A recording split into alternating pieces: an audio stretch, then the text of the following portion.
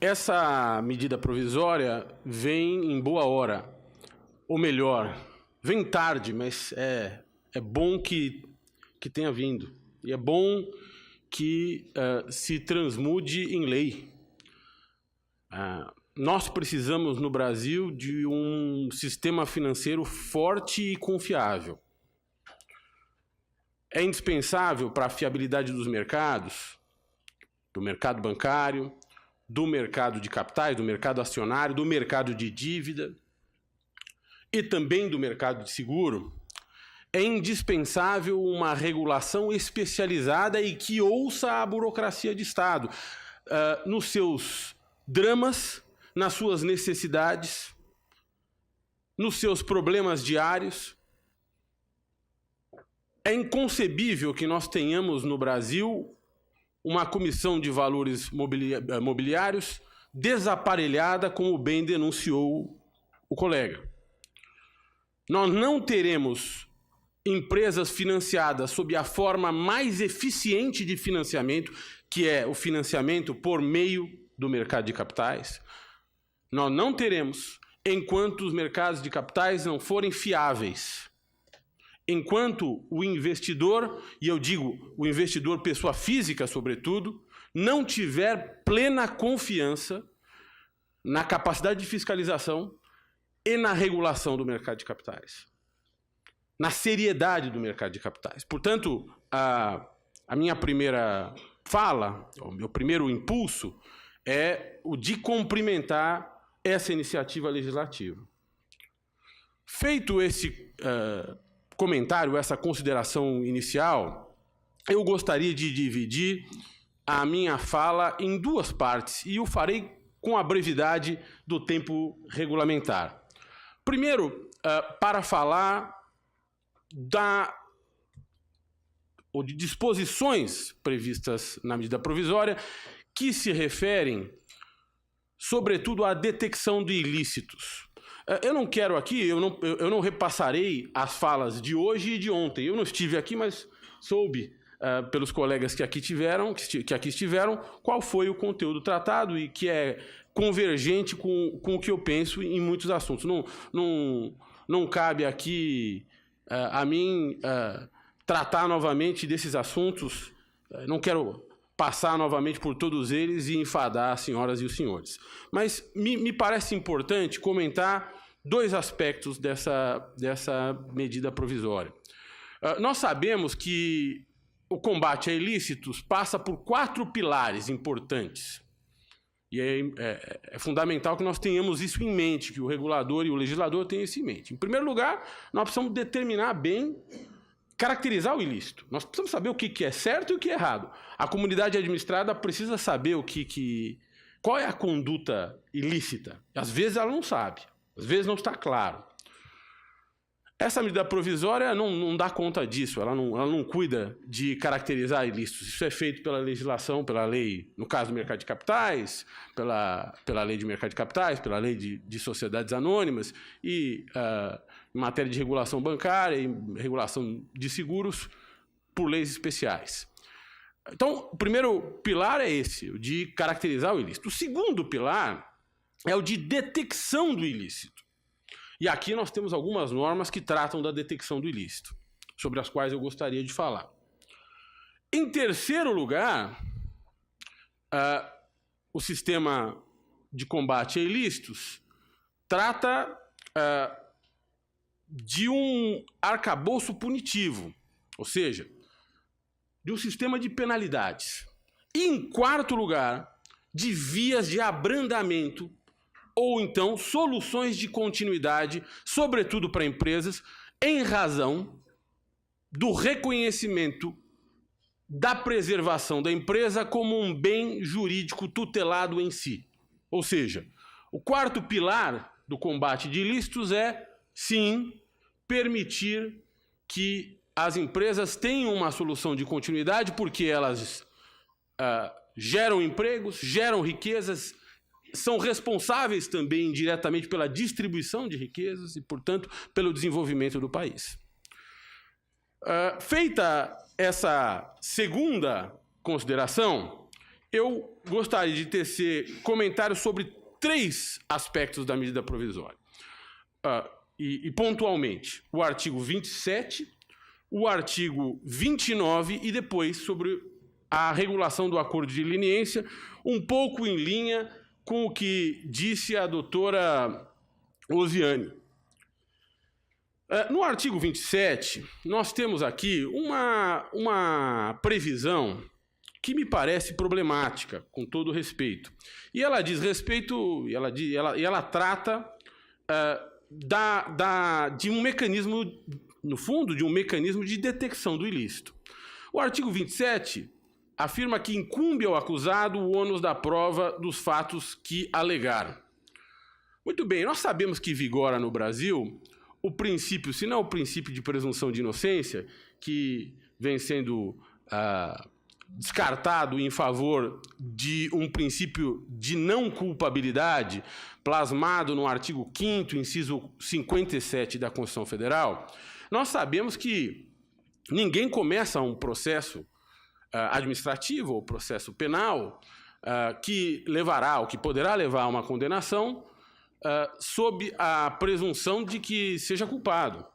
Não é? Quando se diz que incumbe ao acusado o ônus da prova dos fatos que alegar, significa que se o acusado disser que é inocente, ele terá que provar que é inocente, nos termos estritos desta norma.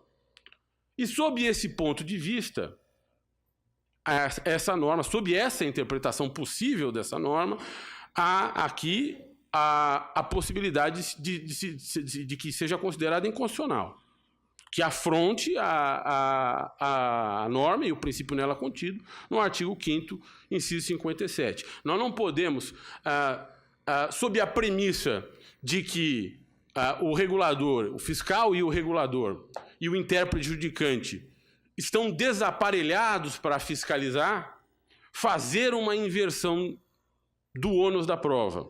Uma inversão do ônus da prova que atribua ao acusado o dever de provar sua inocência. É o contrário.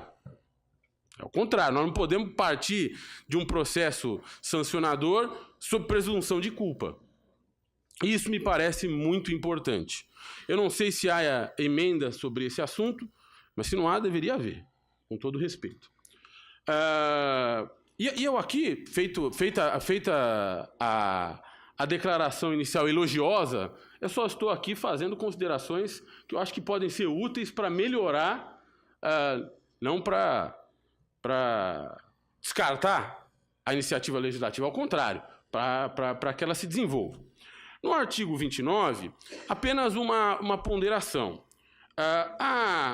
A recepção do recurso sob efeito devolutivo deverá ensejar uma judicialização de decisões. Isso me parece um efeito provável dessa mudança significativa. O que não necessariamente é algo ruim. Não é? Nós vemos uma grande judicialização de decisões do CAD, que levaram a uma especialização do judiciário em matéria de concorrência, em alguns aspectos, e, por outro lado, uma depuração das decisões do CAD. Esse controle da estrita legalidade que é exercido pelo judiciário me parece pertinente e profícuo. Feitas essas duas considerações, uma sobre o artigo 27 e outra sobre o artigo 29, agora eu gostaria de falar 2 ou 3 minutos, e se Vossa Excelência permitir, presidente, extrapolando, ao contrário do que eu disse que ia fazer, o tempo regulamentar. Muito bem, me preocupa, e eu já manifestei isso em inúmeros artigos, me preocupa o que eu tenho chamado de síndrome de múltiplas personalidades estatais em matéria de combate a ilícitos. É evidente que nós temos visto isso muito em matéria de combate à corrupção nos últimos 3 anos, mas isso não tem necessariamente a ver com ilícitos no sistema financeiro, eles não necessariamente têm a ver com corrupção, mas podem ter a ver e poderão ter a ver num futuro próximo. Me preocupa que nós tenhamos inúmeros centros defletores de poder realizando acordos de leniência não reconhecidos entre si. Isso me preocupa. E nós temos visto isso. Se nós procurarmos o noticiário dos últimos 2 dias, nós vamos ver o julgamento de um agravo de instrumento da Petrobras sobre o acordo de leniência da Odebrecht. Nós vamos ver que havia ali uma disputa sobre a validade e, portanto, a submissão de outros agentes ou órgãos de controle do Estado a um acordo de leniência celebrado pelo Ministério Público. Essa era a grande discussão nesse agravo de instrumento. Eu tenho a decisão aqui comigo, vou passar aos colegas. O que é que diz o TRF-4? Ele diz o seguinte: no âmbito da União, competente para celebrar, no âmbito do Executivo, perdão, competente na forma da Lei de Anticorrupção para celebrar acordos de leniência é a CGU, a Controladoria Geral da União. E, portanto, caça efeito em relação à CGU do acordo de leniência celebrado pela Odebrecht com o Ministério Público. Vejam a brutal insegurança que isso gera. Porque o Ministério Público, como alguém já disse aqui na fala de hoje, é o constitucional autor da ação penal. Mais do que isso, ele é monopolista, junto com a Polícia Federal, com a polícia de um modo geral, de toda a prova, ou de quase toda a prova produzida no âmbito, por exemplo, dos novos meios de coleta de prova trazidos pela Lei de Organização Criminosa, a exemplo da colaboração premiada, ou então de outras técnicas de coleta de prova que talvez não estejam à disposição das autarquias, como, por exemplo, escuta ambiental, escuta telefônica, infiltração de agentes, ação controlada e assim por diante. O que me causa preocupação, e aqui falando sob o ponto de vista da comunidade administrada, é que uma empresa, um banco, uma seguradora, uma companhia aberta, que tem relevância sistêmica, e aqui nós estamos falando no âmbito da regulação prudencial e da regulação sistêmica, que é importante para a rigidez do sistema, que uma empresa dessa não consiga dar cabo do seu problema apenas celebrando leniência com o Banco Central ou com a CVM. Aliás, eu estou absolutamente convicto que ela não resolverá definitivamente o seu problema celebrando leniência com o Banco Central ou com a CVM. E isso é dramático para o país. Nós temos visto a deterioração da situação econômica do país e ela não se dá senão por conta da nossa incapacidade de prover soluções de continuidade para empresas envolvidas em corrupção. Nós precisamos punir os culpados, mas nós precisamos garantir empregos e garantir a sobrevivência das empresas. Eu elogio o esforço legislativo que foi feito aqui, mas acredito que ele não seja suficiente para acabar com esse embaraço. Acho necessário que nós tenhamos no Brasil um guichê único, onde nós vamos encontrar a CVM, o Banco Central, a SUSEP, o Ministério Público, a CGU, a AGU, o TCU, o CAD, eventualmente, para conversar sobre leniência. Eu acho que é importante que os agentes de controle do Estado tenham confiança entre si no manejo das provas. Já ouvi o Ministério Público falando que não confia nesse ou naquele no manejo das provas. Isso não pode acontecer no Brasil. Então, a minha preocupação manifesta aqui não é contrária à iniciativa legislativa. Ao contrário. Muito ao contrário. A minha preocupação é que, de fato, nós não estamos criando uma solução efetiva. É isto. E, tendo dito isso, eu agradeço mais uma vez a oportunidade, a oitiva das senhoras e dos senhores, e mais uma vez o presidente pela oportunidade de servir meu país. Obrigado.